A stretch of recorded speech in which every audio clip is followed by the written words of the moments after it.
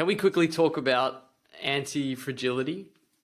You were talking about thinking and how it's very difficult to think about something that's new, like new.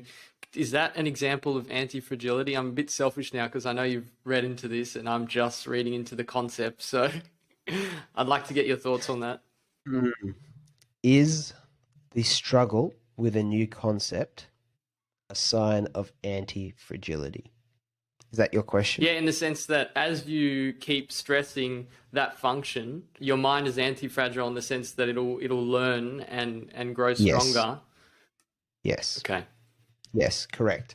So let's go into anti-fragility, and definitely later in this series we'll go deep into the concept of anti-fragility, but this is a good teaser.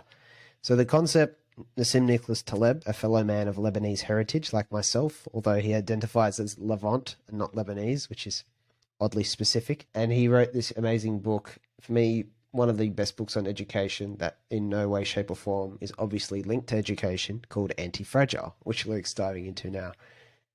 Concept of anti-fragility is that, as he uses the example of, what's the beast from Greek mythology? It's not the hydra, is it?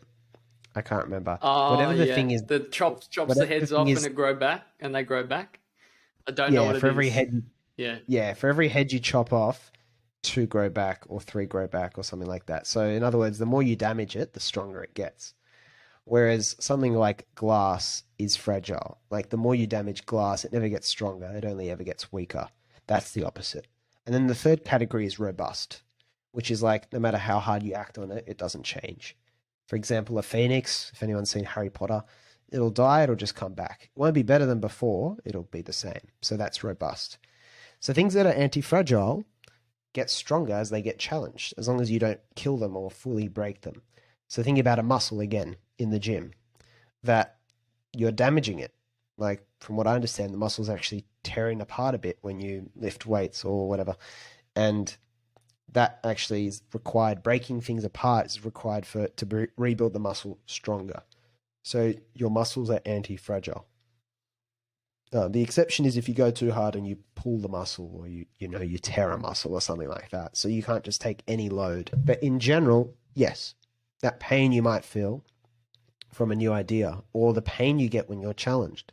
Go back to my example of the man who's spent his whole career and justified his career away from his family with the assumption that what a man does for work is just to provide for his family, and that is noble, not spend time with them. If someone or some piece of information or inspiration was able to break through that and challenge that idea, that is, in the first instance, very jarring and confronting. Right? That's very emotional for that man to accept that he probably made mistakes for a couple of decades. I'm not saying that that is or is not wrong, just an example. But it is actually a pathway for growth. And it's actually a pathway to be better going forward, to not push his ideology that is probably limited on other people. And that would be a good sign of anti-fragility, of mindset. I also think that what I come back to with all this is like, why do you need to hold your idea so strongly? Why do you need to argue it so aggressively?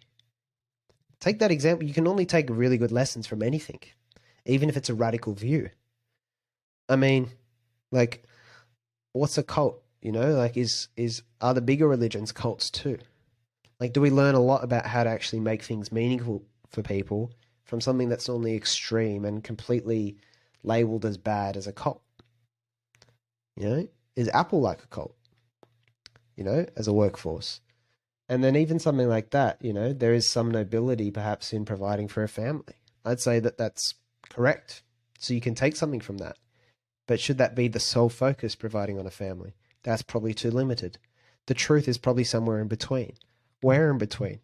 Impossible to judge. You'd have to decide on an individual basis. It depends on who you are, what you value.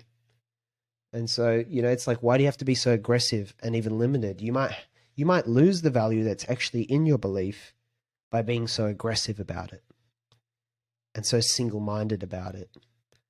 There's really great lessons to be taken from, something that's easy to criticize now. You got a lot of the really aggressive, anti-Jordan Peterson kind of feminists and stuff like that. Okay. But what can we take from a really aggressive stance? You know, some sort of concept of fairness is important and is worth talking about. Yeah, there will always be a positive and negative you can take from anything, really, I think. So, but the whole process of doing it is definitely anti-fragile, which is that you have nothing to lose by trying to open your mind further and further. That doesn't mean, to come back to strong opinions, it doesn't mean completely destroy all the boxes and have no thoughts. It means just be able to hold them loosely, keep the dotted lines, don't have fixed boundaries. But you really have nothing to lose by adopting what we call this constant student mindset of just being continually open to learning new things and always seeking learning as its beautiful pursuit on its own. You don't really have anything to lose. You can't really get worse at things. You can't really make your life worse by doing that. The only thing you might find is a short-term upfront shock when you encounter something that violates prior beliefs. But the net sum will be you'll be improved after. And really, if you think about it, Luke, that's the only real barrier to anything is the short-term discomfort of things. I think, changing habits, going to the gym, losing weight, being a better parent, changing a career, ending a bad relationship, the thing that normally locks them in place is just the short-term pain. But the massive $1,000 benefit is actually pretty clear, what comes after. So it's just that resistance. But most things to do with mindset are anti-fragile. Interesting. Thanks for that, Joe.